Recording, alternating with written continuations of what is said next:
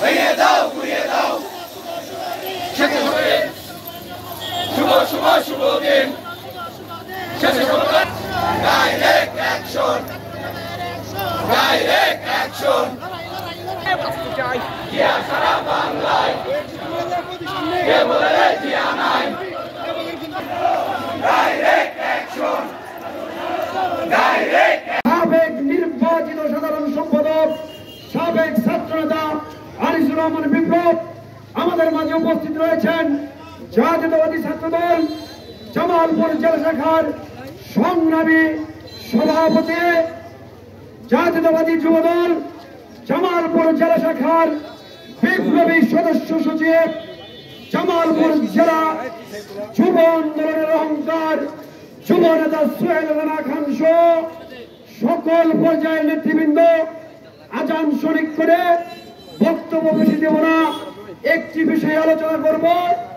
আপনারা নিশ্চয়ই জামালপুর বসে সেই দিন লক্ষ্য করেছিলেন বৈষম্য বিরোধী ছাত্র জনতার আন্দোলন যখন তুঙ্গে, শেখ হাসিনা যখন পালাবে পালাবে ভাব শুরু হয়েছে, সেই সময় আমাদের সন্তান তুল্য ছাত্র ছাত্রীরা সেই মির্জাজন চত্বর, আমরা যেটাকে বলে বদর চত্বর, সেইখান থেকে ছাত্র ছাত্রীরা শান্তিপূর্ণভাবে মিছিল নিয়ে জামালপুরে প্রবেশ করছিল শহরে।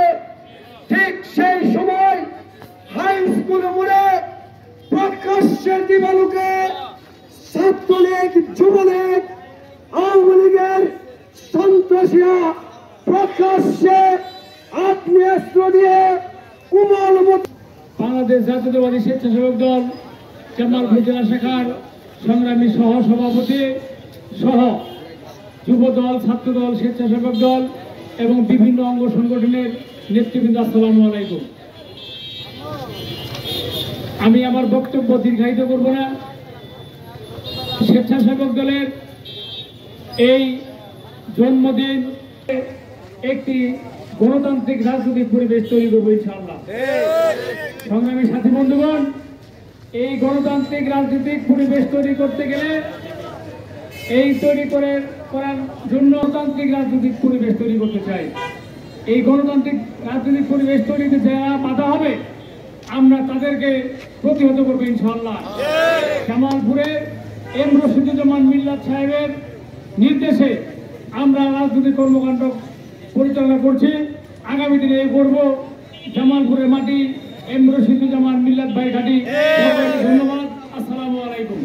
জেলা বিএনপি সংগ্রামী যুব বিষয়ক সম্পাদক রফিকুল ইসলাম রফিক আমাদের মাঝে যুক্ত করেছেন। বাংলাদেশ জাতীয়তাবাদী ছাত্রদলের সাবেক সোনালী অতীত রাজপথের লড়াকু শহীদ, স্বৈরাচার বিরোধী আন্দোলন করতে গিয়ে তিনি নির্মম নির্যাতনের শিকার হয়েছেন, অসংখ্য জুলুম মামলার শিকার হয়েছেন, যার নেতৃত্বকে যোগ্যতার ভিত্তিতে আমাদের প্রিয় দেশনায়ক তারেক রহমান তার নেতৃত্বে প্রশংসিত হয়ে যুবদলের দায়িত্ব অর্পণ করেছেন। সেই আমাদের সহযোগিতা প্রিয় বন্ধু সোহেল রানা খান সহ সকল নেতৃবৃন্দকে আজকের এই উন্নত দিন জাতীয়তাবাদী বীর সন্তানরা শহীদ হয়েছেন এই 16 বছরে। আমি শ্রদ্ধা ভরে স্মরণ করছি আমাদের প্রিয় নেতা স্বেচ্ছাসেবক দলের মরহুম সভাপতি শফিউল বারী বাবু ভাইকে শ্রদ্ধা ভরে স্মরণ করছি। আমি শ্রদ্ধা ভরে স্মরণ করছি ছাত্র জনতার আত্মত্যাগ, রক্ত এবং জীবনের বিনিময়ে এই স্বৈরাচারী হাসিনার পতনে যারা জীবন দিয়েছেন আমি তাদেরকে শ্রদ্ধা ভরে স্মরণ করছি। আজকে বাংলাদেশের পূর্ব আকাশে ওদের ছাত্র জনতার রক্তে সেই সূর্য লাল, সেই লাল সূর্যকে তার প্রকৃত রূপে ফিরে আনতে হলে এই বাংলার মাটিকে কলঙ্ক মুক্ত করতে হবে।